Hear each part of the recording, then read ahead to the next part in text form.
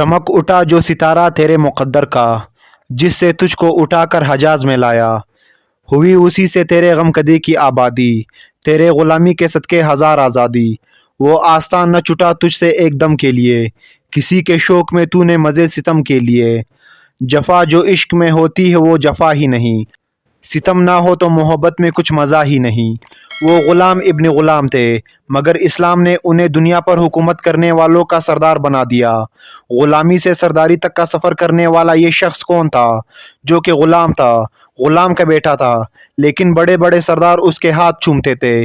वो शख्स कोई और नहीं बल्कि आशिक़ रसूल हज़रत बिलाल हबशी रज़ियल्लाहु ताला अन्हु थे, जिनके मुतालिक खुद रसूलुल्लाह सल्लल्लाहु अलैहि वसल्लम ने इरशाद फरमाया था कि बिलाल किस कदर अच्छा आदमी है, वो तमाम मोज़िनों का सरदार है।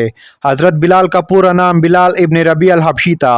आपके वालिद रबा हबशा का रहने वाले थे। हबशा मुल्क अरब के मगरिब में आबाद एक अफ्रीकी मुल्क है, जहाँ के लोगों का रंग अमूमन स्याह होता है, लिहाजा हज़रत बिलाल का रंग भी स्याह था।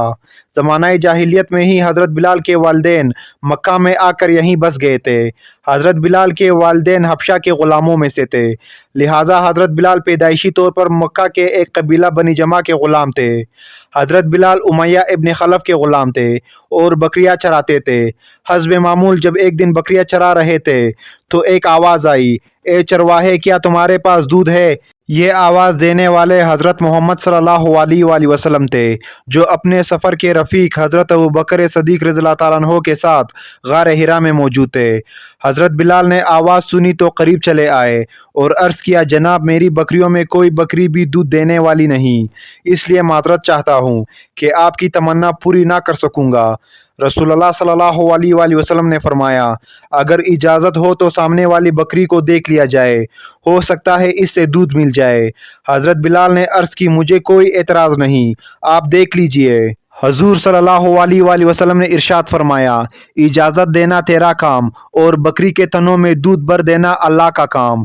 हज़रत बिलाल ने बकरी खिदमत में पेश कर दी। रसूलुल्लाह सल्लल्लाहु अलैहि वसल्लम ने अल्लाह का नाम लेकर जब बकरी के तनों को हाथ लगाया तो बकरी के तनों से दूध जारी हो गया। इस वाक़े के बाद हज़रत बिलाल आपके करीब होने लगे।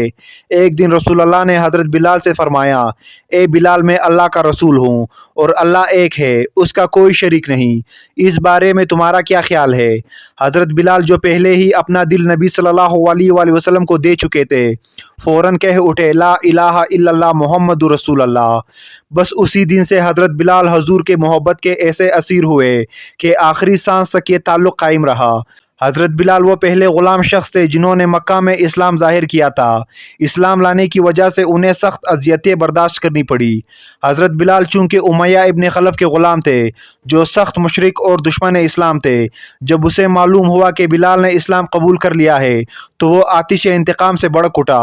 हज़रत बिलाल को अपने पास बुलाया और उनसे इस्तिफ़सार किया कि मुझे बताया गया है कि तूने लात मात औज़ा से मुँह फेर लिया है और कोई माबूद तलाश कर लिया है, क्या ये बात सच है? बिलाल हबशी जवाब में फ़ौरन बोले, मोहम्मद सल्लल्लाहु अलैहि वसल्लम के दीन हक़ पर ईमान ले आया हूँ और उस अल्लाह को माबूद हकीकी मानता हूँ जिसने मेरे आका मोहम्मद सल्लल्लाहु अलैहि वसल्लम को हक़ के साथ माबूस फरमाया है।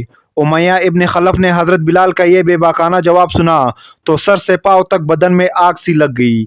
एक ग़ुलाम होते हुए इस कदर बेधड़क जवाब दे दिया, वो बर्दाश्त न कर सका। बोला, इस दीन से बाज आ जाओ वरना शदीद अज़ाब से दो चार कर दूंगा। लिहाजा हज़रत बिलाल पर जुल्म का आगाज़ हुआ।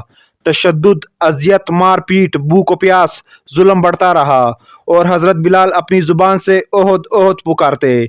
उमैया इब्न खलफ आप पर बेइंतहा तशद्दुद करता और हज़रत बिलाल से कहता कि तू कह दे कि लात व मनात पर ईमान लाया, मगर हज़रत बिलाल कहते कि मैं लात व मनात से बेजार हूँ।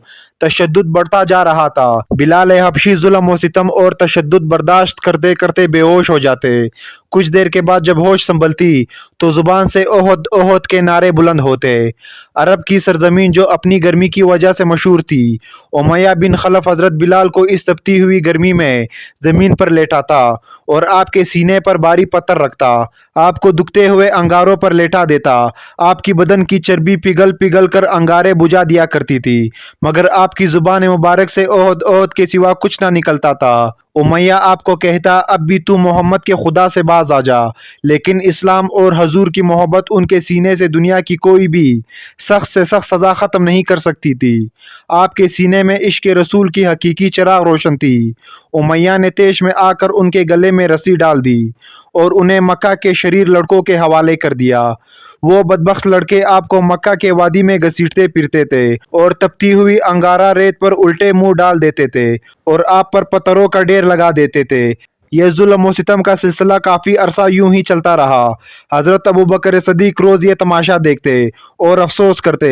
आखिरकार उनसे रहा नहीं गया तो वो उमैया के पास गए और उससे कहा कि इस बेगाना और बेकस गुलाम पर इतना जुल्म व सितम मत करो।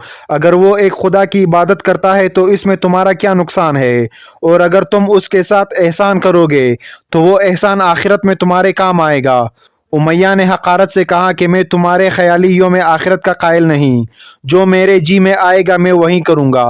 हज़रत अबू बकर ने उसको फिर तहम्मुल से समझाया कि तुम ताकतवर हो, इस मजबूर गुलाम पर जुल्म करना तुम्हारे शाया निशान नहीं है। उमैया ने जवाब दिया कि तुम इस काले गुलाम के अगर इतने ही हमदर्द हो तो इसको खरीद क्यों नहीं लेते। लिहाजा हज़रत अबू बकर रज़ियल्लाहु ताला अन्हु इस पर राज़ी हो गए और आपको आज़ाद करवा दिया। हज़रत अबू बकर सद्दीक़ ने ऐलान कर दिया कि बिलाल अब आज़ाद है और दुनिया और आखिरत में मेरा भाई है। जब हजूर सल्लल्लाहु अलैहि वसल्लम को हज़रत बिलाल की आज़ाद होने की खबर मिली तो आप बहुत ही खुश हुए और हज़रत अबू बकर से फरमाया कि मुझे भी इसमें शरीक करो। हज़रत बिलाल अपना ज़्यादा वक्त नबी सल्लल्लाहु अलैहि वसल्लम के बारगाह अक़दस में गुजारते थे और उनसे कुरान मजीद की तालीम हासिल करते, हिकमत व दानाई की बातें सीखते और दीन हक़ को ज़्यादा से ज़्यादा फैलाने की कोशिश करते। जब हिजरत का हुक्म आया तो हज़रत बिलाल ने भी हिजरत की और मक्का से मदीना मुनव्वरा जा पहुँचे। जब मदीना में मस्जिद नबवी की तामीर हुई तो हज़रत बिलाल ने सबसे पहले आज़ान दी और इस्लाम के सबसे पहले मौज़िन का एजाज़ भी हासिल किया। हज़रत बिलाल की आवाज़ निहायत ही बुलंद व बाला और दिलकश थी। उनकी एक सदा तौहीद के मतवालों तक पहुँचती तो मर्द अपना कारोबार, बच्चे खेल कूद छोड़कर मस्जिद में जमा हो जाते। फतह मक्का के दिन नबी सल्लल्लाहु अलैहि वसल्लम ने हज़रत बिलाल से कहा कि काबे के छत पर खड़े होकर आज़ान पढ़ो। लिहाजा हज़रत बिलाल ने अर्ज़ की, या रसूल अल्लाह, मैं किस तरफ मुँह करूँ? आप सल्लल्लाहु अलैहि वसल्लम ने फरमाया, जिधर जिधर मैं जाऊँ तुम भी उसी तरफ घूम जाना। लिहाजा हज़रत बिलाल ने काबे के छत पर खड़े होकर आज़ान मुकम्मल की। नबी सल्लल्लाहु अलैहि वसल्लम के वफ़ात के बाद आप शाम के शहर हलब चले गए। कहते थे कि अब मदीना में दिल नहीं लगता। हज़रत बिलाल ने एक रात ख्वाब में नबी सल्लल्लाहु अलैहि वसल्लम की ज़ियारत की। आपने फरमाया, बिलाल ऐसी भी क्या बेरुखी है, हमसे मिलने क्यों नहीं आते? सुबह होते ही आप मदीना के जानिब रवाना हो गए।